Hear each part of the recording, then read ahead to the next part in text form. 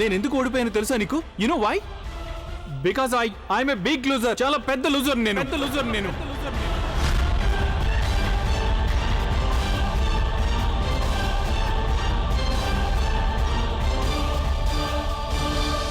అలాగే మా నాన్నగారు కూడా నా గురించి అదే అనుకుంటారు. ఆయన ఉద్దేశంలో ప్రతి లాయర్ నాకంటే ఎక్కువ స్మార్ట్ అని, ఇంటెలిజెంట్ అని అనుకుంటారు. చాలా ఇది విన్నాక ఆనందంగా ఉందా నీకు?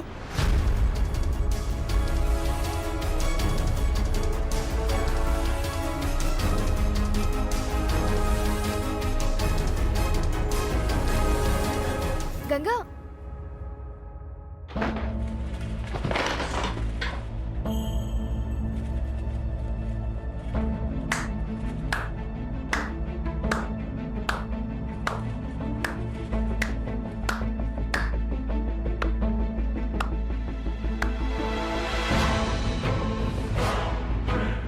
చాలా గొప్పవాడివి చతుర్వేదుల సాగర్.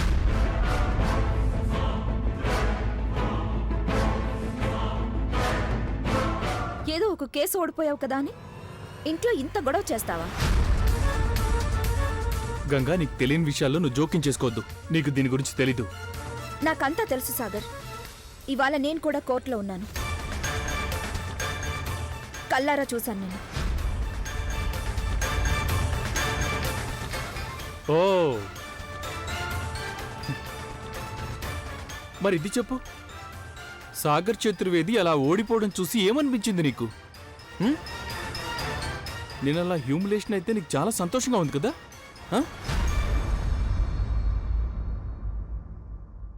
బాగుంది సాగర్. నన్ను నువ్వెంతో బాగా అర్థం చేసుకున్నావు కదా. నా చిన్ననాటి స్నేహితుడు కోర్టులో వాదిస్తుంటే చూసి నేనెంతో ఆనందించాను. లోపల నీ గెలుపు కోసం దేవుణ్ణి ప్రార్థించాను. జ్ఞాపకం ఉందా సాగర్? చిన్ననాటి ఆ క్రికెట్ మ్యాచ్, గాలిపటం ఎగరేయడం, మీ స్కూల్లో జరిగిన ఆ డ్రామా కాంపిటీషన్. నేనెప్పుడు నువ్వు గెలవాలని కోరుకున్నాను. ఎప్పుడు నీకు ధైర్యం నూరు పోసేదాన్ని, నీకోసం చప్పట్లు కొడుతూ ఉండేదాన్ని. అలాగే ఇవాళ కూడా నువ్వు కోర్టులో వాదించడం చూసి నేను నీ గురించి ఎంతో గర్వపడ్డాను. నాకేమనిపించిందంటే సాగర్ చాలా మారిపోయాడనిపించింది. చాలా తెలివైన వాడైపోయాడనుకున్నాను. కానీ లేదు, నేననుకున్నది పూర్తిగా తప్పు. నువ్వివాళ కూడా అచ్చం ముందున్నట్లే ఉన్నావు. ఎలాంటి పోటీని గాని ఎలాంటి ఓటమిని గాని తట్టుకోలేని మనిషిలాగే ఉన్నావు. చిన్నప్పుడు కూడా నువ్వు చీటికి మాటికి ఉడుక్కునేవాడివి. ఇక ఇప్పుడు కూడా అలాగే ఉన్నావు. ప్రతి మాటికి ఉడుక్కుంటున్నావు. వేరొకరి గెలుపు తట్టుకోవడం మాట అలా ఉంచి ఇంకొకటి నీకంటే సమర్థుడంటే ఆ మాట కూడా నువ్వు సహించలేవు. ఇవాళ కూడా ఆ రెండో వకీలు నీకంటే సమర్థుడని నేనంటే ఒప్పుకోవడానికి నువ్వు సిద్ధంగా లేవు.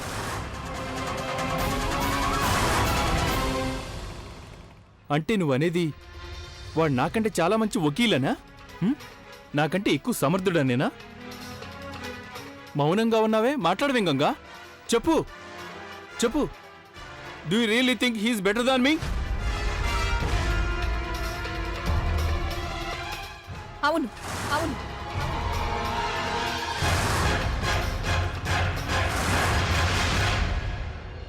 నీకొక చెప్పనా సాగర్? నేను నీకు అబద్ధం కూడా చెప్పుండొచ్చు. నీ సంతృప్తి కోసం, నీ ఆనందం కోసం నేను అనుండొచ్చు. కాదు సాగర్, ఆ రెండో వకీల్లో నీకున్న సామర్థ్యం లేదని. కానీ ఆనంద్ సాగర్, నేను నీకు అబద్ధం చెప్పలేను సాగర్. ఎందుకో తెలుసా? ఎందుకంటే నేను నీ మేలు కోరుకుంటున్నాను కనుక, నీ అభివృద్ధి కోరుకునేదాన్ని. ఎందుకు ఎందుకు వాడు నాకంటే బెటర్ అని ఎలా అనుకుంటున్నావు? వాళ్ళు నువ్వేం చూసావు? ఎందుకు నీకు అలా అనిపిస్తుంది? వాడు నాకంటే మెరుగని ఎలా అనుకుంటున్నావు? చెప్పు గంగా ప్లీజ్. తను నాకంటే బెటర్గా ఎందుకు అనిపించాడు? ఏముంది సాగర్, అతను నీకంటే నిజంగానే బెటర్, నీకంటే సామర్థ్యం గలవాడు. ఎందుకంటే ఉద్వేగంతో కాకుండా బుర్రను ఉపయోగిస్తున్నాడు. అందుకని అతను కేసు గెలిచాడు. నువ్వు గెలవాలనుకుంటే నిన్ను నువ్వు సరిదిద్దుకోవాలి. నీ బలహీనతలు తెలుసుకొని. ఆఫ్ కోర్స్ అర్థమైపోయింది నాకు. నీకు తను తప్పకుండా నచ్చుతాడులే. అతను ఉద్వేగపడకుండా బుర్ర ఉపయోగిస్తాడు గనక. అది నీకు అర్థం అవుతుందిలే, ఎందుకంటే నీకు అసలు మనసే లేదుగా.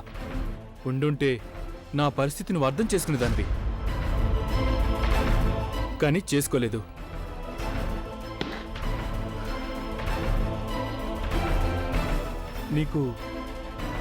నీకున్నదల్లా పొగరొక్కటే, అంతేగా. అవసరాన్ని మించిన ఆత్మగౌరవం ఉంది నీకు. ఇదిగో నీ మైండ్, నీ ఈగో, నీ సెల్ఫ్ రెస్పెక్ట్ ఇవన్నీ నీ మనసును మరుగున పెట్టేశాయి. నువ్వు అలాగే ఆ వ్యక్తి, అతని పేరేంటి, అదే రమేష్. నువ్వు ఆ రమేష్ ఒకలాంటి వాళ్లే. అందువల్లే నీకిప్పుడు అతనిలో ఎన్నో మంచి లక్షణాలు కనిపిస్తున్నాయి, అలాగే నాలో ఎన్నో చెడు లక్షణాలు కనిపిస్తున్నాయి.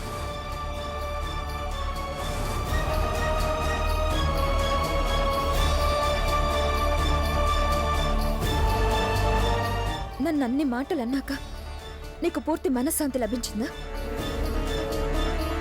ఇప్పుడు తృప్తిగా ఉందా? నువ్వెప్పుడు చూసినా ఇలాగే చేస్తావు సాగర్. బాధ వేరొకరి వల్ల కలిగితే కోపాలు ఇంకొకరి మీద, చివరికి నీ కోపం అంతా నా మీద చూపిస్తావు. అంతేగా సాగర్?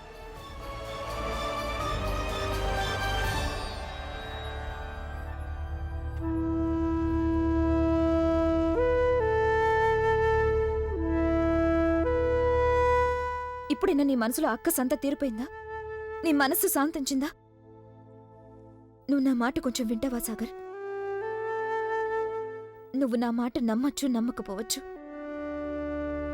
కానీ నిజమేంటంటే నేను నీ ఘన విజయం చూడాలనుకుంటున్నాను. ఎంతో మంది కలలు కలలుగానే మిగిలిపోతాయి, కానీ నీ కలలు నిజమయ్యే ఆ అగ్రస్థానంలో నేను చూడాలనుకుంటున్నాను. కోర్టులో కూర్చున్నప్పుడు నేను కొంచెం కూడా సహించలేకపోయాను. ఎవరూ సాగర్ని ఓడించడం సహించలేకపోయాను.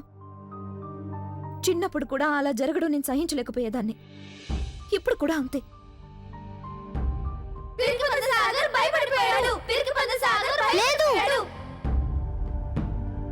సాగర్ పిరికిపంద కాదు. ఈ ఆట ఆడమే కాదు, తనే గెలుస్తాడు. గాలిపటాల పోటీగా మీరు అనేది. సాగర్ గాలిపటం ఎలా ఎగరేస్తాడంటే మీరంతా నోళ్లు వెళ్ళబెట్టుకొని చూడాల్సిందే.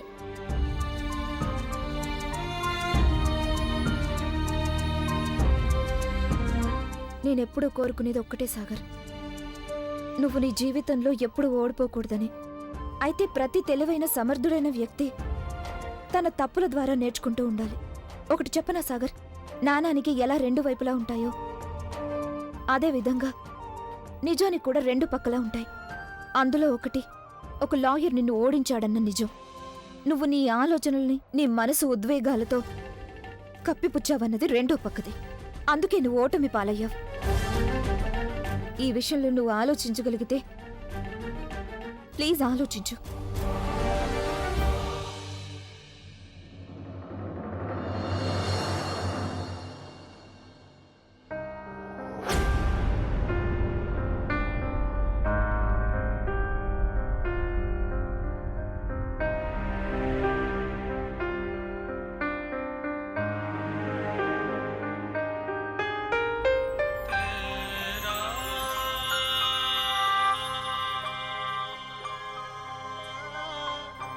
చాలా తెలివైన దాని వైపోయావు గంగా నువ్వు. పోనీలో ఇప్పటికైనా నిజానికి రెండు పక్కలుంటాయని అర్థం చేసుకున్నావు. కానీ ఇంతకాలం నువ్వు ఇది మాత్రం అర్థం చేసుకోలేకపోయావు. మన ఇద్దరి నిజానికి కూడా రెండు ప్రక్కలుంటాయి. అయినా ఇది మాత్రం నిజమే. ప్రతి విషయానికి నేను కోపం నీ మీద చూపిస్తాను. కానీ ఈ నిజానికి రెండో పక్క ఏమై ఉంటుందని నువ్వెప్పుడైనా ఆలోచించావా గంగా? ఎప్పుడైనా అర్థం చేసుకోవడానికి ప్రయత్నించావా? ఎందుకని నిన్ను నా దానివని అనుకుంటానో ఆలోచించావా? ప్రతిదానికి నీ మీద కోపగించుకునే హక్కు నాకుందని ఎందుకు అనుకుంటాను? కోపగించుకోవడం అయిన వాళ్ల మీదే అవుతుంది గంగా. నేను జాహ్నవిని పెళ్లి చేసుకున్నాను. నీ మనసు కష్టపెట్టాను, నీ మీద పగ తీర్చుకున్నాను. ఇది ఒక నిజం.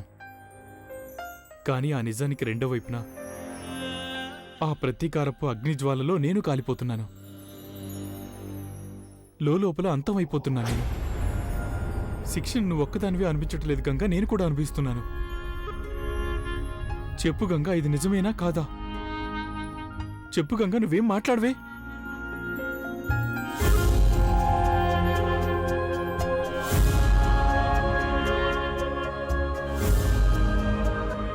నువ్వు నీ మీద ఒట్టు పెట్టుకుని నీ అంతటి నువ్వే నాకు శాశ్వతంగా దూరం అయిపోయావు. కానీ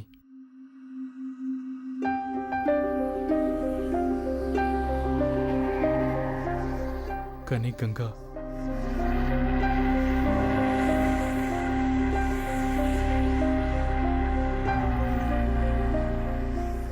మనిద్దరి మధ్య ఎన్ని దూరాలు ఏర్పడినా సరే గంగా, నేనెప్పుడు కావాలనుకుంటే అప్పుడు చేయి ముందుకు చాచి నిన్ను ముట్టుకోకుండానే నీ ఆత్మను తాకగలుగుతాను.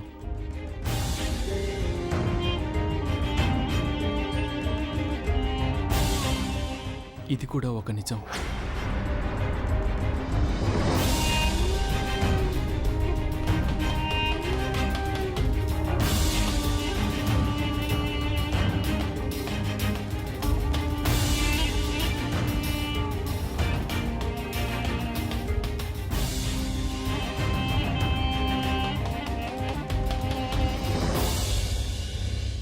నీకు దూరంగా ఉండి నీ కన్నీళ్లలో నేను మునిగిపోగలను కాదు.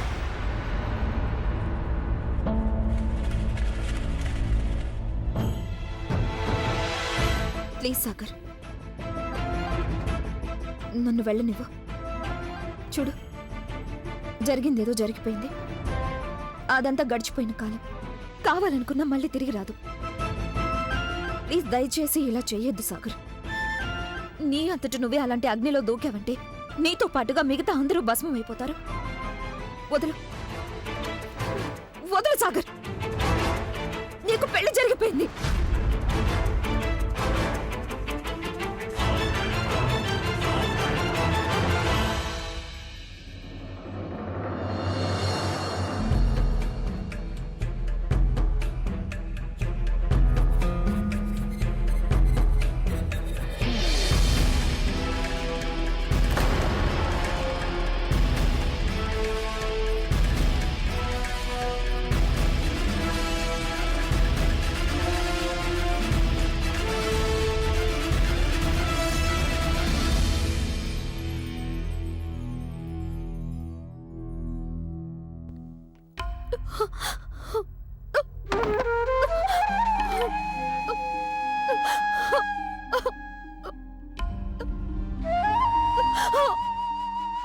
నేనెప్పుడు కావాలనుకుంటే అప్పుడు చేయి ముందుకు చాచి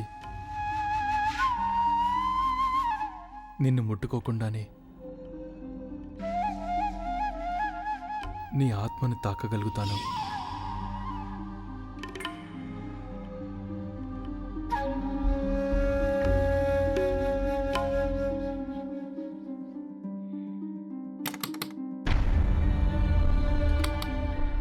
జాహ్నవి, జాహ్నవి, తలుపు తీ.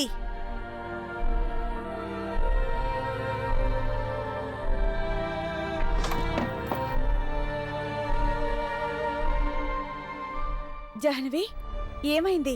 అంతా బానే ఉందా? అసలు ఎందుకు ఏడుస్తున్నావు? నాతో మీకేమైనా పనుందా? లేదు, నేను మామూలుగా. నువ్వు దేనికో బాధపడుతున్నట్టున్నా. ఏం జరిగింది? బాధ? నేనా? ఎందుకలా అనిపించింది మీకు? మీకు సంబంధించి అంతా బానే ఉంది, నార్మల్గా ఉన్నాయి. సాగర్ తన కెరీర్లో చక్కగానే సాగుతున్నాడు. గంగ తన జీవితంలోంచి వెళ్ళిపోయింది. ఇక మావయ్య, ఇప్పుడు మావయ్య గారి ఆరోగ్యం కూడా బాగుంది. అలాంటప్పుడు మీకేం బాధ? ఈ జాహ్నవి గురించా? తన గురించి మీకెందుకు పట్టింపు? అది బతుకున్నా చచ్చినా మీకేం నష్టం లేదు, అంతేనా? మీ అబ్బాయి నన్ను పెళ్లి చేసుకుని ఇక్కడికి తీసుకొచ్చాడు. అప్పుడు తను నాతో ఎలా ప్రవర్తించినా అది జాహ్నవి ప్రాబ్లం, మీది కాదు, అంతేకా? But you know why? నా విషయంలో ఏది సరిగ్గా లేదు, ఏ ఒక్కటి బాగోలేదు. I can't take this anymore. ఇది నేను అస్సలు భరించలేను. నాకెవరి సానుభూతి అక్కర్లేదు, మీది అక్కర్లేదు, ఇంకొకరిది అక్కర్లేదు. So just leave. మీరు ఇక్కడి నుంచి వెళ్ళిపోండి, సరేనా? జాహ్నవి,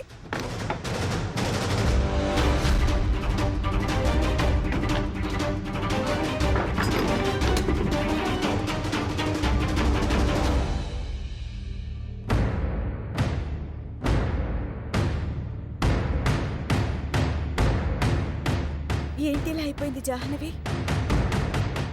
ఇది వరకెప్పుడు నా విషయంలో ఇలా ప్రవర్తించలేదు తను.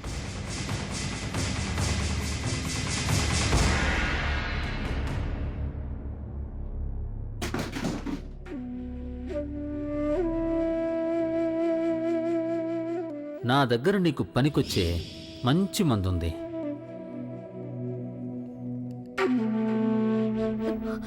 ఇదేంటి? స్వర్గలోకం.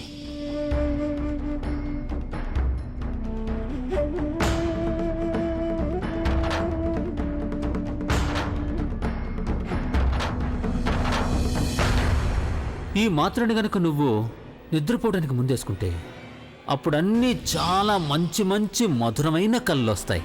తర్వాత నువ్వు పొద్దున్నే లేచినప్పుడు అంత ఫ్రెష్గా ఉంటుంది.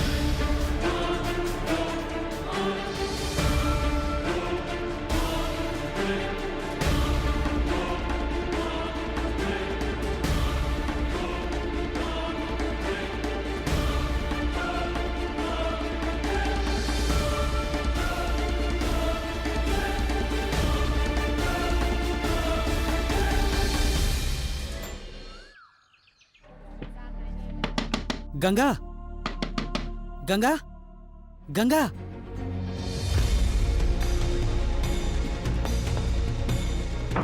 ఏమైంది ప్రదీప్ బాబు? సుప్రీకి ఏమైందో తెలియట్లేదు. కొంచెం వచ్చి చూడు ప్లీజ్. నాకేం అర్థం కావట్లేదు. ఏమైంది సుప్రియకి? పద పద పద. సుప్రియా ఏతను ఎక్కడుంది? వాష్రూమ్లో ఉందేమో. పొద్దుటి నుంచి వాంతులు చేసుకుంటుంది. తల తిరిగిపోతుందంటుంది, ఒళ్ళు తూలిపోతుందంటుంది. ఏమైందో అర్థం కావట్లేదు. ఆ మాట అడిగితే చెప్పడం లేదు తను. సుప్రియా ఏమైంది నీకు? నీ ఆరోగ్యం బాలేదా? జ్వరమా? జ్వరమేం లేదే, నుదురు చల్లగానే ఉంది. మరి వాంతులు ఎందుకు అవుతున్నాయి? తప్పకుండా బయట నువ్వేదో తిని ఉంటావు సుప్రియా. అలాంటిదేం లేదు. ఊరికే మైకం వస్తుంది, కళ్ళు తిరుగుతున్నాయి, బీపీ లో అంటుంది. సరిగ్గా తిన్ను కూడా తినదు. తన సంగతి అసలు పట్టించుకోదు. అదేం లేదని చెప్తున్నాను కానీ నువ్వు అసలు నీ గురించి పట్టించుకో సుప్రియా. రోజంతా పని చేస్తూనే ఉంటావు. మరి ఆరోగ్యం చెడిపోకుండా ఎలా ఉంటుంది? మాట్లాడు, ఇంకేం మాట్లాడుకు. రా, ఇలా రా, వచ్చి కూర్చో. పడుకో పడుకో పడుకో నువ్వు. పడుకో. గంగా నువ్వు కూడా మాట్లాడకుండా పడుకో సుప్రియ. ఇవాళ రోజు అంతా నువ్వు మంచం దిక్కకూడదు, ఈ గదిలోంచి బయటికి రాకూడదు, రెస్ట్ తీసుకుంటూ ఉండాలి. సరిగ్గా చెప్పావు నువ్వు. సరే అయితే. ఇదిగో ప్రదీప్ బాబు, నువ్వు కొంచెం ఆ డాక్టర్ అమలా గారికి ఫోన్ చెయ్యి. సుప్రియకి ఒంట్లో బాలేదని చెప్పు. ఆవిడ్ని ఒకసారి వచ్చి చూడమని చెప్పు. సరే. డాక్టర్ని రమ్మనాల్సిన అవసరం ఏముంది? అవసరం ఉంది. నువ్వేం మాట్లాడుకో. ఇక డాక్టర్ వచ్చి చెప్తేనే వింటావు నువ్వు. మేము చెప్పేది వినిపించుకోక.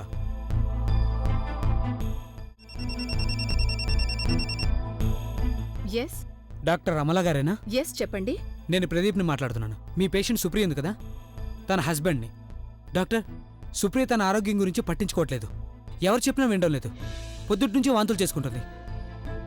మీ దగ్గరికి వచ్చిందనుకుంటా తను. మీరేమన్నారో కూడా కనీసం నాకు చెప్పనైనా చెప్పలేదు. డాక్టర్, సుప్రియకి పర్వాలేదుగా? She's fine mister Pradeep Chaturvedi, don't worry. ఇలాంటి పరిస్థితుల్లో ఒక్కోసారి అలా జరుగుతూ ఉంటుంది. దీన్ని మార్నింగ్ సిక్నెస్ అంటారు. Nothing serious. I'm sorry doctor, అసలంత సీరియస్ కానట్లయితే తను అన్ని వాంతులు ఎందుకు చేసుకుంటుంది? 2 నెలలు కదా, ఇంకా 2-3 నెలలైతే ఈ మార్నింగ్ సిక్నెస్ పోతుంది. ఫస్ట్ ప్రెగ్నెన్సీ కదా. She is pregnant? ఎస్. ఆవిడ మీకు చెప్పలేదా? Anyways, congratulations. అలాగే మీరు ఆవిడని కాస్త జాగ్రత్తగా చూసుకోండి, ఓకే? ఇంత మంచి శుభవార్త. నువ్వు పాపం సుప్రియని కోపడుతున్నావు. ఎలా నటిస్తున్నావంటే అసలు నీకేం తెలియనట్టుగా. అరే గంగా, నాకు ఈ విషయంలో నిజంగా పాపం నువ్వు చాలా అమాయకుడివి నాన్నగారు. చాలు చాలు, ఇంకేం మాట్లాడు. ఈ మధ్య నువ్వు చాలా ఎక్కువగా మాట్లాడుతున్నావు. సుప్రియ, కంగ్రాచులేషన్స్. థాంక్యూ. ప్రదీప్ బాబు,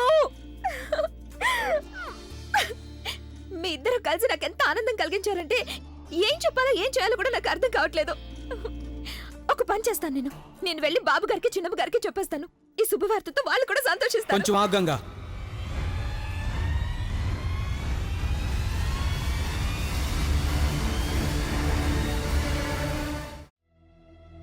వాళ్ళకి చెప్పాల్సిన అవసరం ఏమీ లేదు.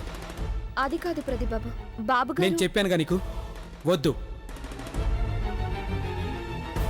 వాళ్ళకి మన గురించి కొంచెం కూడా లెక్కలేనప్పుడు మనం మాత్రం మన సంతోషం వాళ్ళతో ఎందుకు పంచుకోవాలి? కానీ ప్రదీప్ బాబు, ఇది చాలా సంతోషించాల్సిన సమయం. గడిచిపోయిన వాటిని తలుచుకొని కోపగించుకోవాల్సిన సమయం కాదు. ఆయన నువ్వే ఆలోచించు. నీకేం తెలీదు, నాకు కూడా ఏం తెలీదు. ఇప్పుడు సుప్రియ ఇలా ప్రెగ్నెంట్ అయితే అది కూడా మనకి తెలియలేదు. మార్నింగ్ సిక్నెస్ అనేది ఒకటి ఉంటుందని కూడా మనకి తెలియలేదు. ఇక మన ఇద్దరం తనని ఎలా చూసుకుంటాం? ఎవరైనా ఒకరు ఉండాలి కదా, ఇవన్నీ తెలిసిన అనుభవజ్ఞులు. అమ్మగారు, చిన్నమ్మగారు సుప్రియని ఎంతో జాగ్రత్తగా చూసుకోగలరు. నేను నీకు చెప్పాను కదా గంగా, వద్దని. మన ఇద్దరం సుప్రియని జాగ్రత్తగా చూసుకోగలం. వాళ్ళు నాకు ఎలాంటి సాయం చేయని అవసరం లేదు.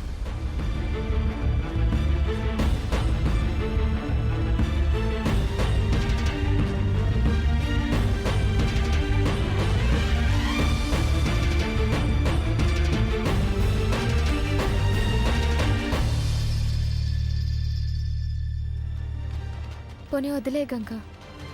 ప్రదీప్కి ఇష్టం లేనప్పుడు మనం ఇంకెవరికి చెప్పకూడదు. ఎంతో సంతోషకరమైన సమాచారం. అమ్మగారికి, బాబుకి, చిన్నమ్మగారికి ఇది తెలియాల్సిన పూర్తి హక్కుంది. ఈ సంతోషం పంచుకునే హక్కుంది వాళ్ళకి.